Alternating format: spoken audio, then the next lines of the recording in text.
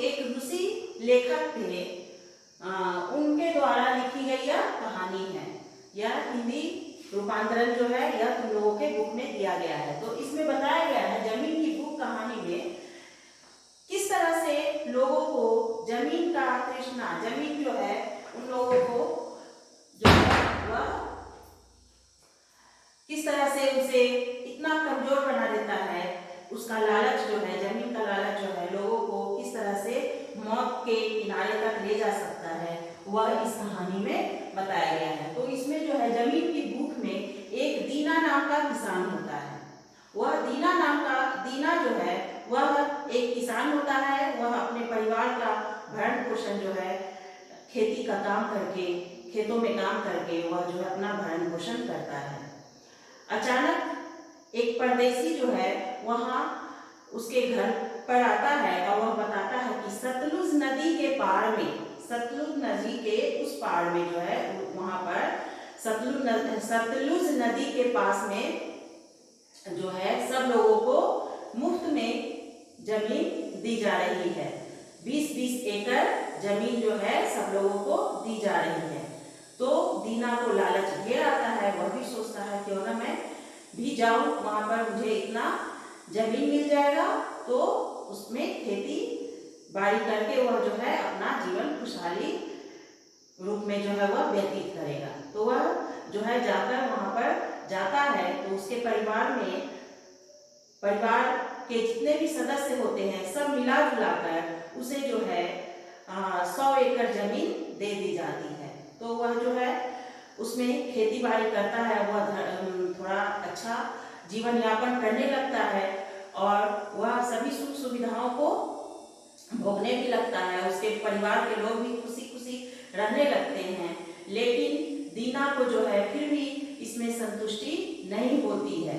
वह सोचता है कि थोड़ा और जमीन होता तो हम और भी इससे अच्छे संपन्न, अच्छे धनवान व्यक्ति बन सकते थे।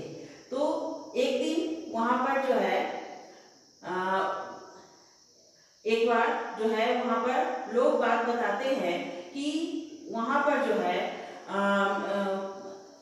सब लोगों को जो है जितना चाहो उतना जमीन जो है वो लोग दे रहे हैं। तो वह क्या करता है, वह सोचता है कि मेरे पास भी कुछ और जमीन हो जाएगा तो मैं क्या करूंगा, मैं भी और अच्छी तरह से जीवन यापन करूंगा, बहुत खुशी मिलेगी, बहुत सब लोग उसके परिवार के लोग भी उसे अच्छी तरह से देखेंगे और सब लोग हंसी खुशी अच्छे से अच्छा जीवन यापन करेंगे। तो यह सोचकर जो है वह क्या करता है, दीना जो है वहां पर जाता है, वहां के मालिक से मिलता है और वहां के मालिक जो है वह बताता है कि ठीक है, तुम्हें जितना जमीन चाहे उतना तुम ले सकते हो। 1000 का रोज होगा, मतलब कि 1000 तुम्हें रोज देना पड़ेगा और एक दिन में तुम जहां से जहां तक जमीन नाप सकते हो तुम नाप लेना, उतना तुम ले सकते हो। अब दीना को तो लालच घेरा हुआ है। वह कहता है ठीक है, मैं 100 मैं जो है ये जमीन जो है 1000 वह उसे दे देता है। वहां के जमींदार को जो है वह 1000 रुपए दे देता है और अब वह शुरू करता है जमीन नापना। यहाँ तक कि वह चाय पीना भी वह जो सोचता है कि मुझे जो है इसमें देरी हो जाएगी, इसलिए वह सुबह उठते ही वह अपना जमीन नापना शुरू कर देता है। जमीन नापते नापते वह तेजी से आगे बढ़ता जाता है। जहां भी देखता है कि वह सुंदर सुंदर जमीन है, अच्छा जमीन है, उसे वह जल्दी से अपने कदमों से नाप लेता है और नापते हुए वह जो है वह बताता है, आगे जाकर वह पूरा करता है कि यह जो जमीन है यह उसे लालच घेरता आता है। कड़ी धूप में उसके शरीर से पसीने बहते रहते हैं, लेकिन वह समय बर्बाद नहीं करना चाहता है।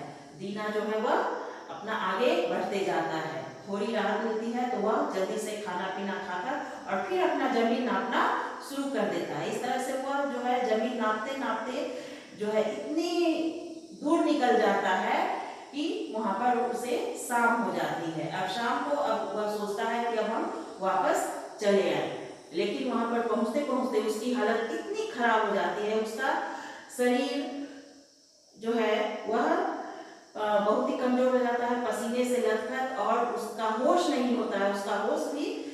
होने वाला होता है, और फिर भी वह कहता है कि नहीं, अब हमें वापस चले जाना चाहिए। तो वह जब वापस लौटता आता है और आते आते उसका शरीर इतना कमजोर हो जाता है, इतना वह बीमारी की हालत में वह अपने फिर वापस पुनः उस जगह पर पहुंचता है जहां से वह नापना जमीन नापना शुरू किया था। तो वहां जैसे ही वह पहुंचता है तो क्या होता है, उसकी मौत हो जाती है।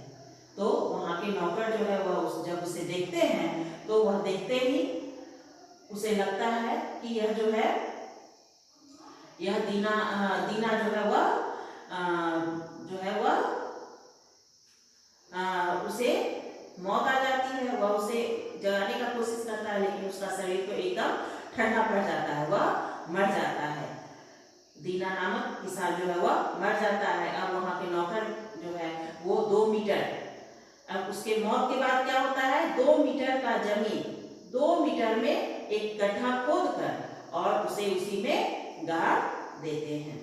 इस तरह से उसकी मौत जो है वह 2 मीटर के गड्ढे में ही उसे उसका अंतिम संस्कार कर दिया जाता है। तो इस तरह से बाकी के जमीन जो है उसके रहे के धरे पड़ जाते हैं और 2 मीटर जमीन ही उसके मरने के बाद जो है उसके शरीर के लिए काफी होता है। तो इस कहानी में यही बताया गया है कि हमें इतना भी लालच नहीं करना चाहिए जिससे कि हम पूरी तरह आगे बढ़ सके, इतना हमारा शरीर ही खत्म हो जाए।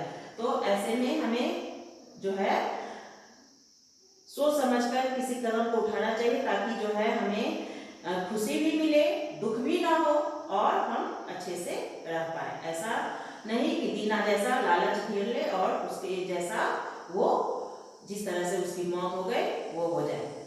तो इस कहानी में तुम लोगों को जमीन की भूख में यही बताई गई है। ये रूसी लियो टॉल्स्टॉय द्वारा लिखी गई कहानी है। तो धन्यवाद, आज के लिए